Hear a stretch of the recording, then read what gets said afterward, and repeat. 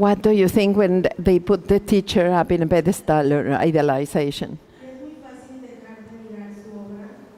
And it's very easy not to see their work, looking at their imperfection. And it's perfection. When they idealize a teacher and they see their imperfection and they stop looking at the perfect work given in the world. Okay, so that's really normal, because we hit a place in our lives and we need an excuse not to continue. So we start blaming the outside. So often we put the teacher here and then we try to pull them down. And that's a trick of the ego. This, for example, this system is not about me. I try to be as normal as I can be, and which is completely imperfect within my perfection. Because I'm normal, no? But some gurus are like, there. It depends on what you're doing. This system is for you to take home, to incorporate into your lives. It's your responsibility. And you have to watch that you don't start judging the outside as an excuse not to do your work. Because this is what victims do. When I first started to expand my consciousness, I had a lot of very unconscious people teaching me. But I was completely surrendered because I wanted something. And I was taking responsibility for my own growth. And this is what's important. Don't look externally to stop yourself from growing internally. It's very important that. Because usually we don't see the outside. We see ourselves. And our judgments are projected through the family. Oh, they remind me of my father. Oh, that reminds me of my mother. Oh, I love my father. My mother's impossible. Like, it's always this external projection, no? And it's very important to take responsibility for your own growth. Yeah? And use people that you see in high levels of consciousness, or any higher level in any activity, as an inspiration, not as a competition or something that you cannot attain. Use it as an inspiration. That's what powerful people do. They feel inspired and they focus on being the greatness of who they are. To criticize and judge, it's easy. The whole world does that. Yeah, it's a different attitude, no? Oh, yeah. No, don't do that. Always look to be more. Always look to focus on praise, love and gratitude. Even in the most difficult situations. Define yourself through your choices. And let go of your boxes. Because they're all old.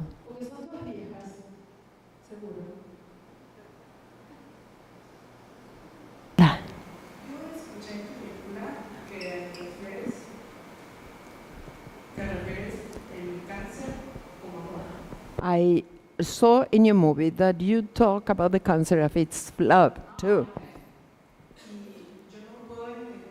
And I cannot understand how a disease that causes so many deaths in a non-human way, you can see, you can say that is that, like love. Bueno.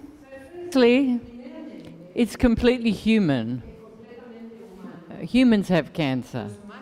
Living creatures have cancer. People have all sorts of different sicknesses. And some of those sicknesses kill people. And others push people to enormous growth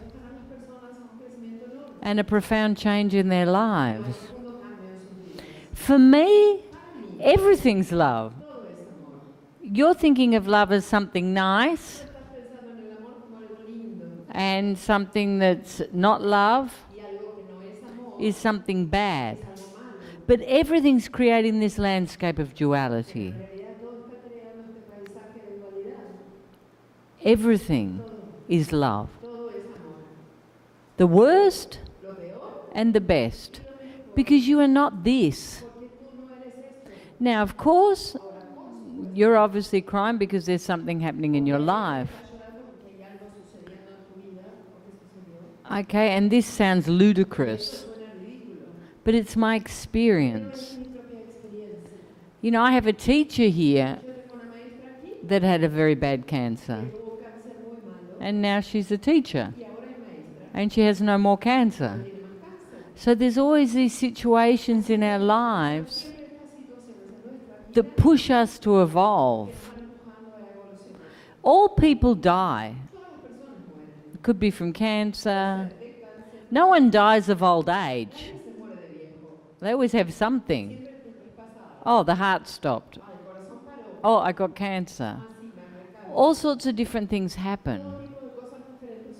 And how we take those things defines who we are. What do we do with what's transpiring in our lives? Is it good or nice? No, it's hard. It's horrible when we lose people that we love. It seems unjust. It seems unfair. But what happens is, what do you do with that? You know, I know a lot about death and losing people. And it was through the enormous loss in my life that I found this extreme love. And this is what I want for all people.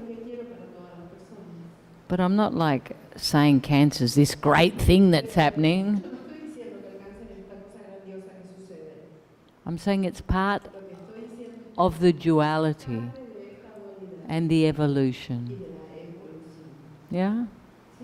But you need to let all this go. Because obviously whatever's happening,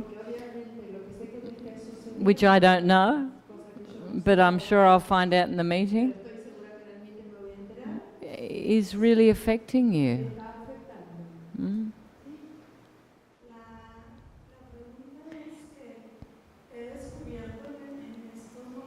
I discover in these moments, after I came back, that there are something, the majority are not forever, not the partnership, and even the moments. But there is something that for me, I feel is forever. And it's like living the love in each moment. And that sometimes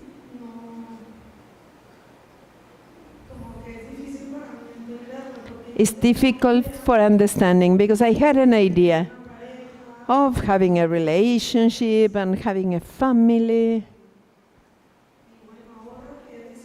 And now that I decided to be in a break since I came back,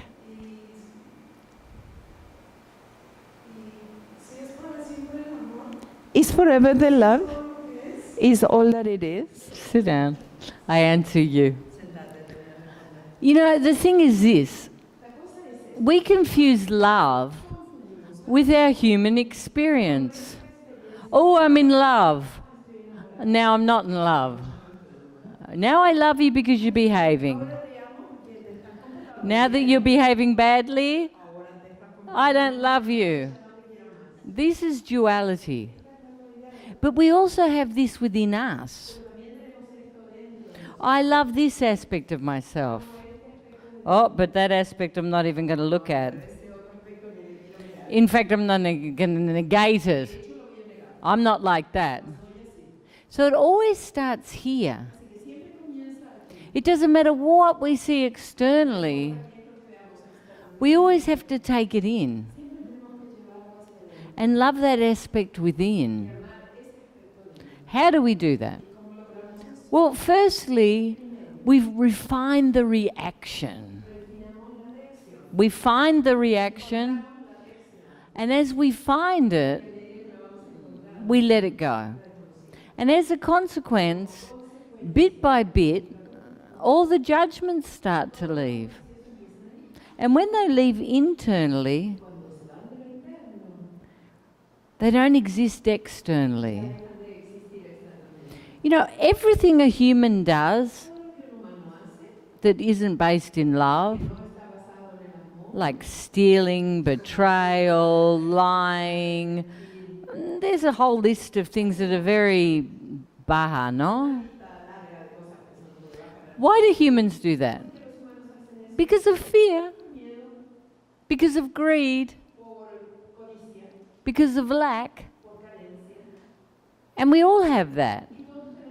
And then we get to a point where we don't have it anymore. And when we see it externally, we feel compassion. Because I was like that. And I was like that. And I used to do that. Oh, and I know that. And I've seen that. And I know why they're doing that. Because they don't know what they're doing. So everything comes from self-realization. When I love myself unconditionally, I love everything unconditionally. So if your focus, which you say, which I'm sure it is on being the love, it always starts here.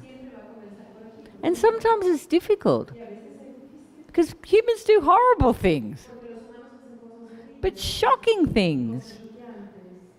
They're violent, they're cruel, they're inconsiderate, they're destructive, they're destroying the planet, they're killing the endangered species, they sell each other for money, they steal children and put them into prostitution, they take families to get money.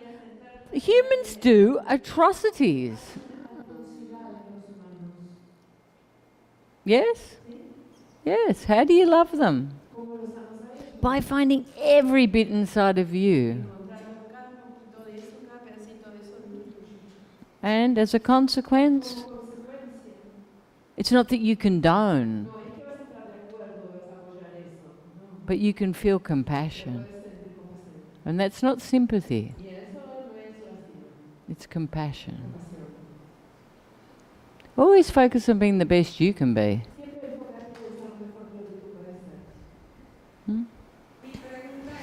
My question is,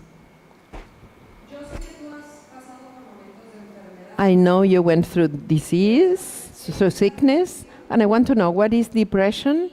And I have 3 years since I have a depression, and I have been in many treatments because it's severe depression, they say.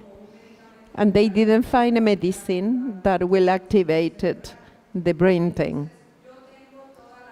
So I have all the theory up here. And I know the complicated moments is to grow to a better place. But I need to embrace that sickness and accept, because at the beginning I was ashamed of having that. which is a mental sickness. I want to know if I have to embrace and accept, and slowly, slowly will be better. And also I know that is to give thanks, but how I was, I couldn't see the magical things around me. Sure. You know, lots of people get to a point in their lives where the disillusionment it goes over them, no? And it's in here. And also some people have a chemical thing.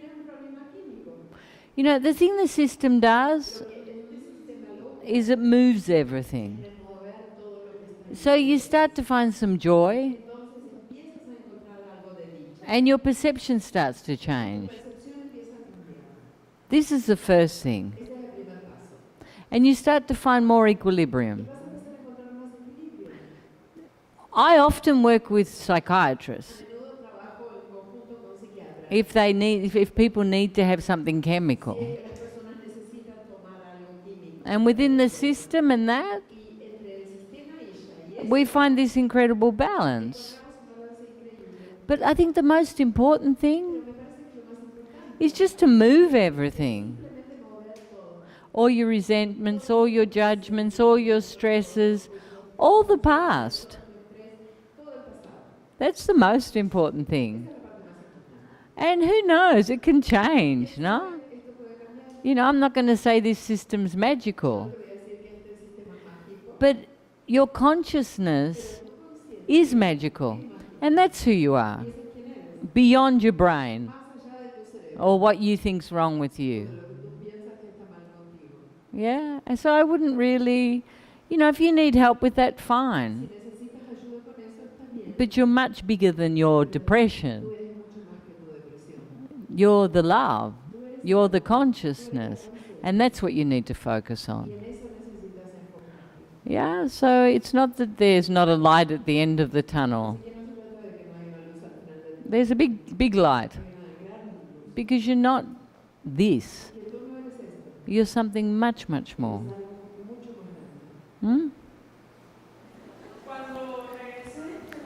When I came back from my 6 months, I said, I'm going to use everything for me to grow. So whatever continues annoying me, I will continue using. But arrive a point where, okay, I don't want this anymore. But how do I know that that is not run away from seeing something that will give me growth? You know, people think, I just moved. I'll just get a new partner. I'll just go to a new country. It's great. And then, you don't need to worry. If you haven't healed it, it will return. It will return.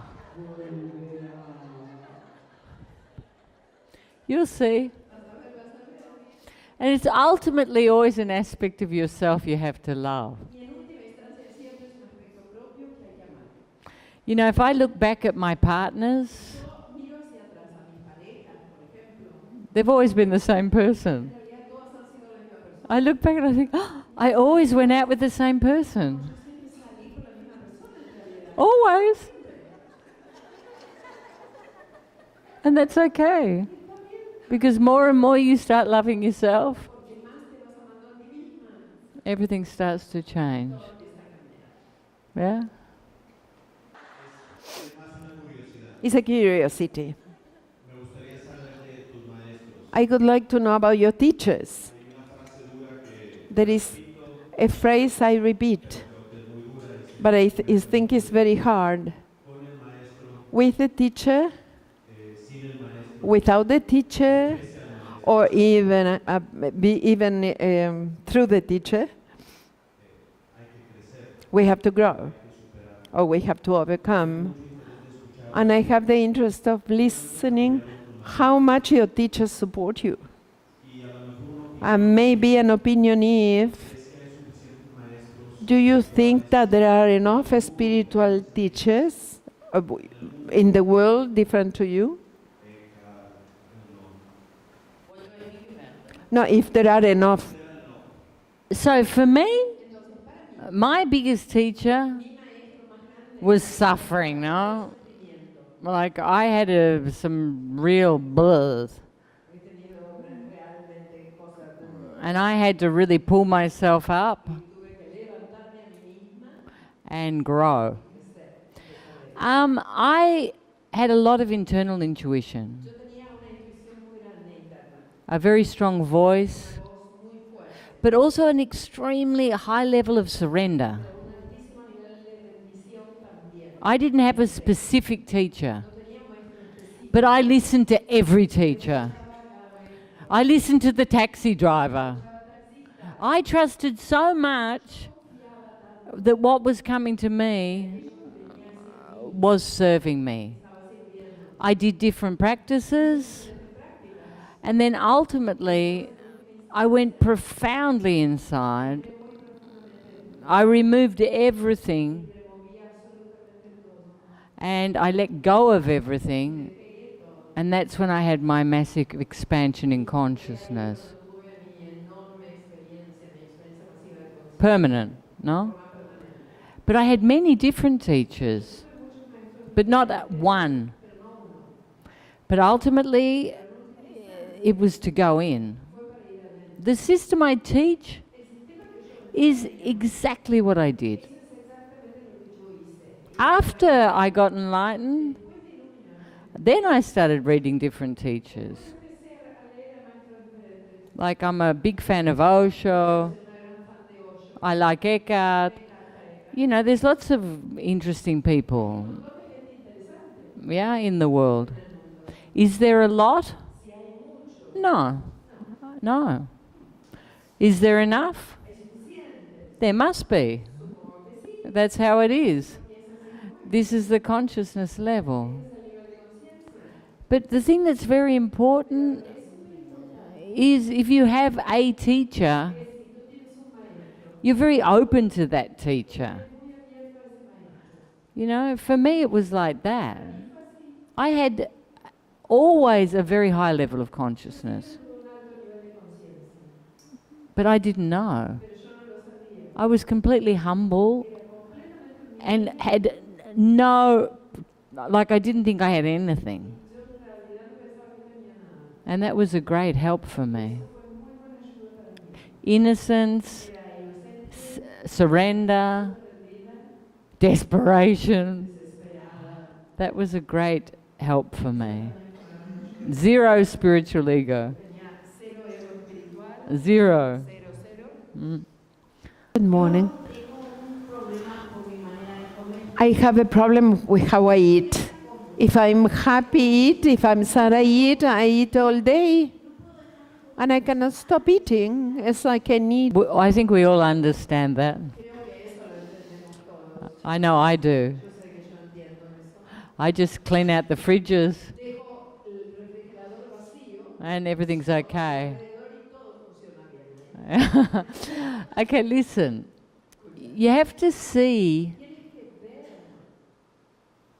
anxiety.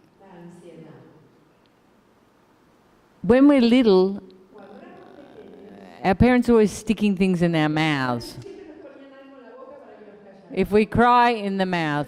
If we're angry, we buy candy. With this, we're always sticking something in their mouths. Or bribing them. If you behave, you get an ice cream. Or we can go and get some chocolate. Or I don't know. That's how it is. Okay, so we're wired, even with the most minimal stress, to go and stick something in our mouths. It might be a cigarette, it might be food, it might be alcohol, but always this, no? We have to stop and go in and think, what is happening in this moment? And connect. Connect with the emotion. Because you're not hungry all the time. And you're clear about that, no? You know, clearly not. Yeah, and it's just an addiction. And when you eat slowly. Like, give your brain time to tell you you're full. You know, and try to set times. But more importantly, connect with the anxiety. And then let it go. And this is for all addictions. They're not always the same addiction. You know, it could be controlling the partner, checking on the children. Where are you? What are you doing? Why aren't you home? It's control. That comes from anxiety too. That incapacity to be with yourself. And it's the inability to connect. It's very important to connect and ask yourself, what's happening in this moment? What's happening in this moment? And become more conscious of self.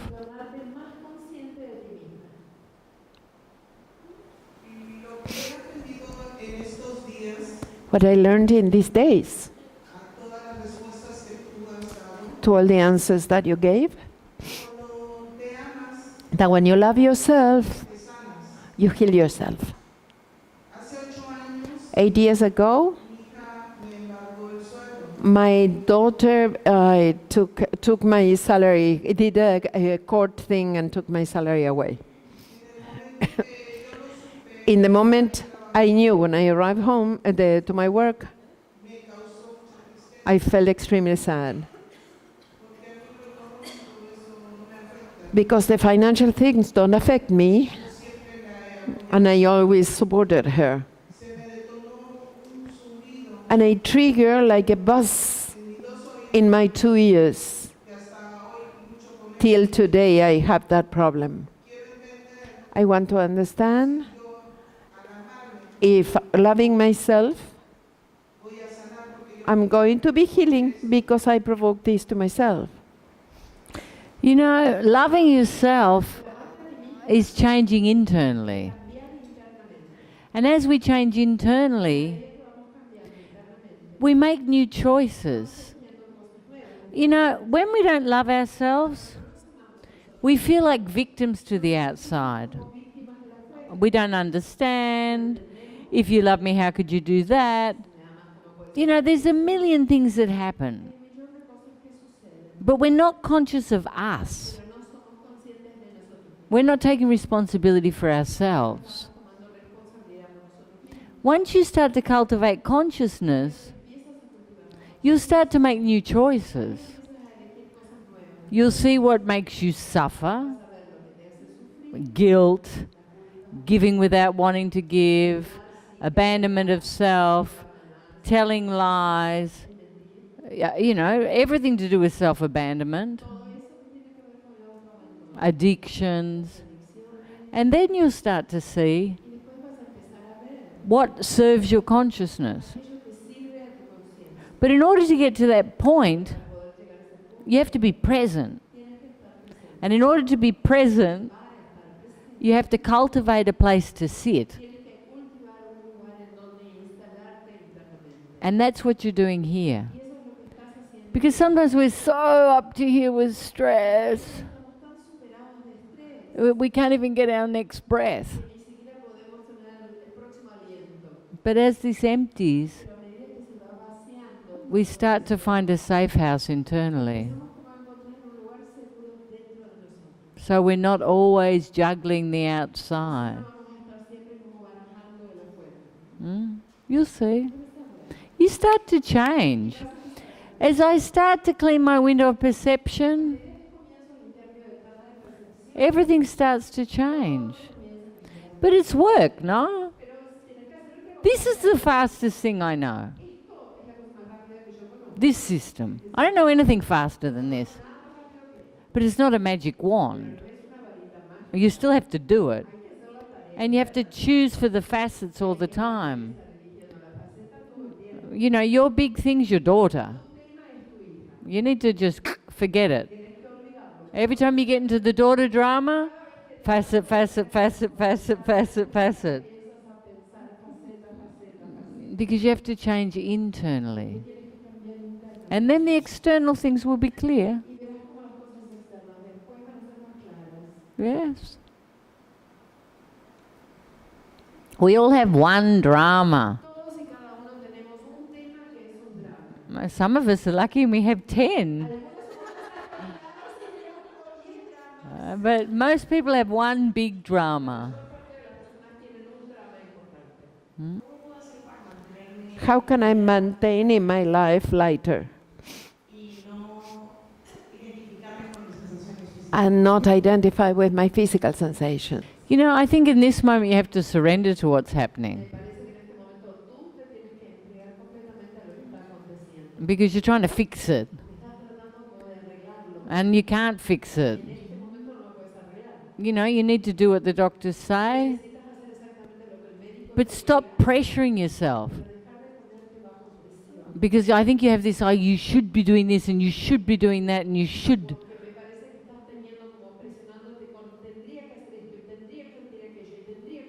And because you're not doing anything, because you need this time for you,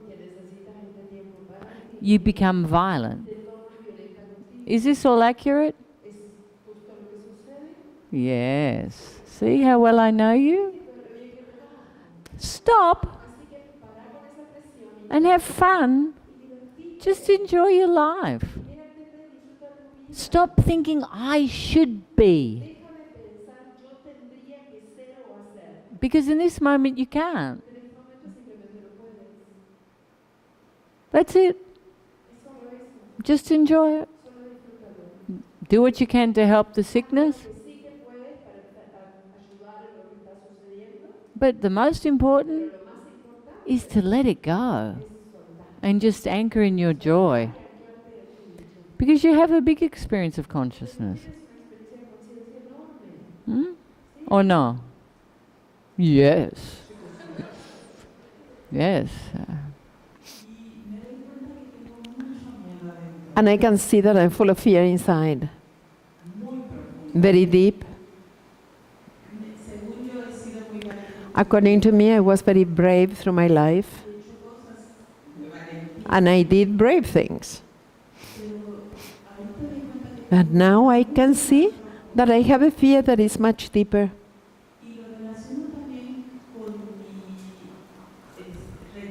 And I related with that, pulling back always. I'm very lonely and cranky. Cranky. Because even I'm easy to know people, I always come back to loneliness, to retreat myself. And I don't know how to handle that. Because as if I have both paths. But this one hurts me a lot. How I come out of there. Well, you know, it's a protection. And you have to go deep into the fear. In this moment, if you're solitary, great. It doesn't matter. Because this is a moment you really need to be with you. Going deep inside of you. And yes, you have fear. All humans have one big fear within them. And that's the root stress. And that's what you have to heal. And that's why I was saying to you, you have to feel. But, you know, you might not feel like socializing. But always walk towards support. You know, walk towards the teachers. Look for support. That's all you have to do. And keep going in. Because this is what you want, no? You want to be free. No, it doesn't matter. That's what's important. You're important. And that's all that's important in this moment.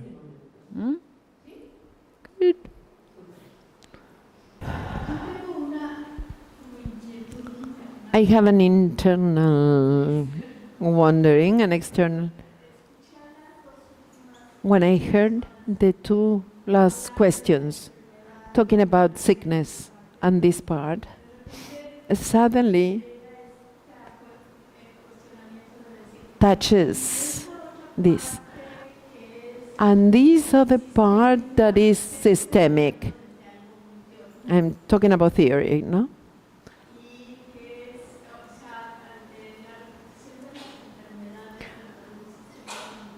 And like the repetition of disease within the family system. How can you work, or what can you do using the Isha system? So the first thing you need to do is don't focus on the sickness. Focus on the love and elevating your vibration. Because all programs can be changed. Or no. But you don't want to focus on that. You know, I have the benefit of being adopted. So I don't have a clue. You know, I met my mother and she said, we're all healthy.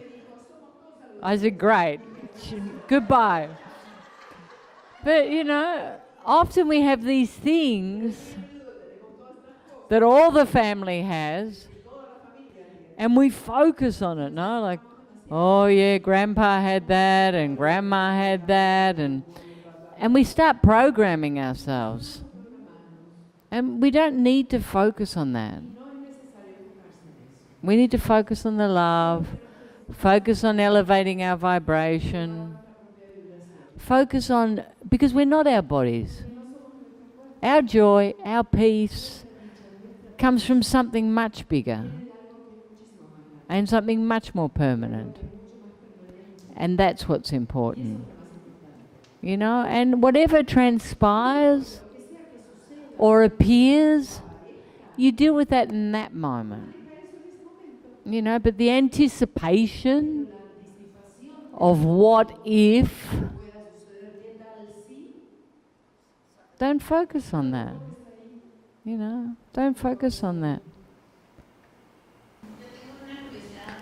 I have a curiosity and two questions. First, from your personal experience, how was that awakening of consciousness? How to expand consciousness? The system I teach is what I did. Exactly what I did. And next question. Otra pregunta. How to achieve that equilibrium in between love consciousness, letting go of those fears that are in the way. If you imagine that everything's love, it's hard to imagine, right? Even the most horrible, disgusting things in the whole world is love. Because what is love? It's an energy. It is all the same energy. We have fear, which is a very dense energy. It's very slow. It creates things over again, but not very often. If you think about our fears and the billions of things that go wrong in our heads, we don't create our fears that much. Why? Because it's very slow. Love consciousness, or the highest vibration of love, is very fast. When you start to focus on praise, love and gratitude, everything starts to change. Why? Because the nature of love is to move towards the higher vibration. So every human, because of our duality, has all of this. The potential for violence, greed, abandonment. We have all of those potentials. We pretend we don't, but we do. We do. Under circumstances we have.